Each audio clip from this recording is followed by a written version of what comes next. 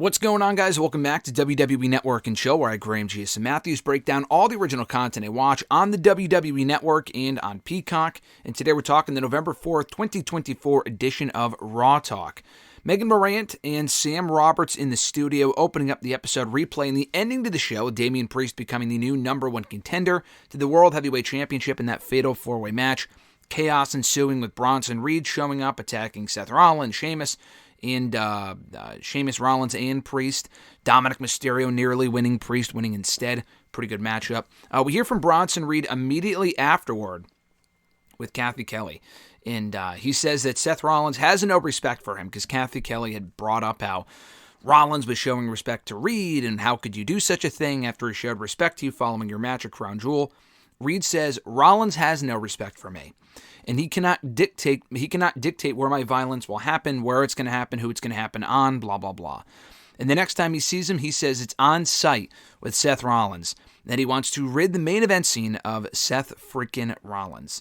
So their feud far from over. I'm glad it's continuing. I still think it's fucking stupid that Seth Rollins beat Bronson Reed at Crown Jewel. But, at least the feud's going on. He has to win the second match. I said he had to win the first one. I said he had to beat Braun Strowman. He didn't. I said he had to beat Rollins at Crown Jewel. He didn't. I'm kind of convinced they might just continue the feud to keep Rollins busy and not necessarily to put Bronson Reed over, but time will tell. They replay the War Raiders beating the New Day in tag team action. We hear from the War Raiders backstage afterward or outside of the venue, arena, whatever, and they're quickly interrupted by the Judgment Day.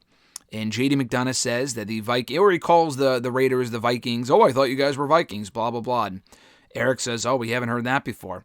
And then Balor says that they run the tag team division, so don't get that confused. Don't be confused about who runs the tag team division. It's us because we're the World Tag Team Champions.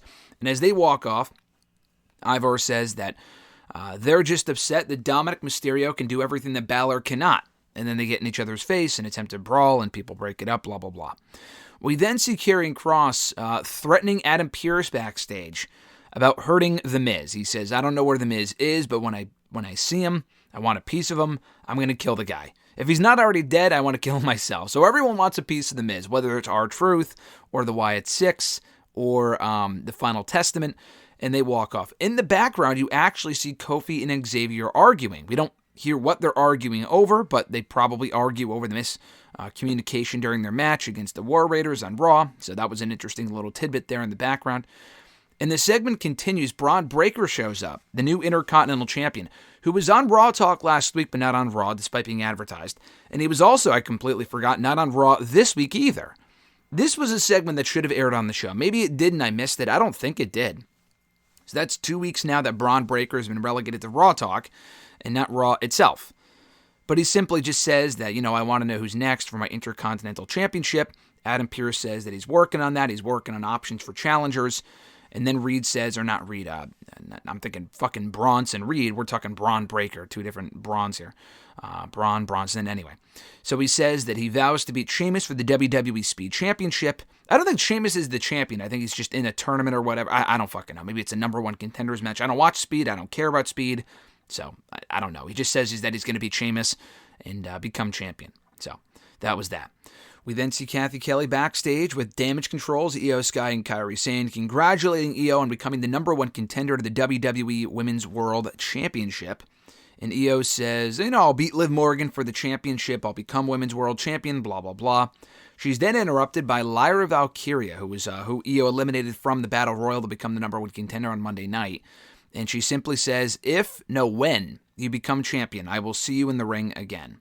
And they've had their fair share of matches on Speed, on Raw earlier this year. They work really well together, so I don't think IYO SKY becomes champion. But I would love to see Lyra and IYO run it back one of these days on Raw, not be relegated to the fucking 3-minute time limit on WWE Speed.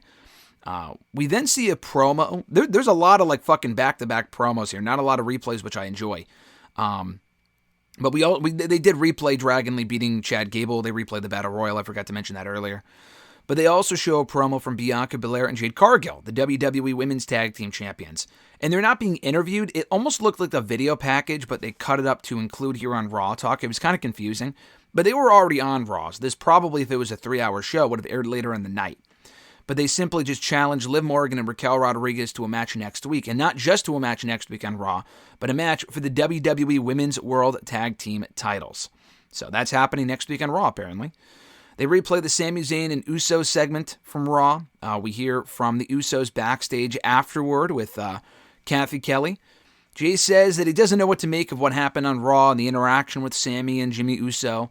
Jimmy just says that he reiterates that Sami is not family, and that he does not want Sami Zayn showing up on SmackDown to create more chaos, and shit's going to go down if he does and stir up more trouble, blah, blah, blah, which means that Sami will, in fact, be on SmackDown. So Jay doesn't want him there, which means that he probably will be there to confront the Usos again and Roman Reigns. They run down the Slam and 7, which never really serves much of a purpose, but they do that. They replay the main event once again. We hear from Damian Priest backstage afterward, and he says that it feels good to be that prick, to have pinned that prick, Dominic Mysterio, to become number 1 contender again, and that he vows to be World Heavyweight Champion again, and that when he does win the World Heavyweight Championship, a receipt is coming for Bronson Reed for for interfering in that main event, attempting to cost Damian Priest the win. It wasn't really about Reed costing Priest the win. He was just attacking anyone in his way, en route to attacking Seth Rollins. But he says they will have beef. I imagine they'll probably have a match on Raw. My guess is that we'll probably see Damian and Bronson Reed on Raw coming up soon. And Priest will beat Reed with help from Seth Rollins to continue the feud. That is my prediction. So they close out the episode with Sam Roberts' top 5, his fave 5, whatever the fuck you want to call it, top 5 stars of the night. They do this sometimes they don't, but it included, I don't know if it's in order or not, but he included IYO SKY, Bronson Reed, The Miz, the War Raiders, and of course, Dominic Mysterio per usual. So that was Raw Talk in a nutshell for November 4th, 2024. I don't even really bother, kind of recapping the insight from Megan and Sam on Raw Talk these days, just because the show is already a fucking hour, and it's not really worth it. But yeah, the 57-minute Raw Talks continue. The length is completely unnecessary, but at least this episode had a lot more going on, to be perfectly honest with you. A lot more interviews, match announcements, storyline progression, which I appreciated. So this was an above-average edition of Raw Talk with more stuff than usual than what we've been getting in recent weeks, than what we've been getting over the last month since Raw first went to 2 hours again, at least until the end of the year. So thank you guys for checking out my review of this edition of Raw Talk for November 4th, 2024. Be sure to like the video, drop a comment, share the video, and subscribe to the channel for more daily content. Have an awesome one, folks. I'm Graham GSM Matthews, and I'll catch your ass down the road.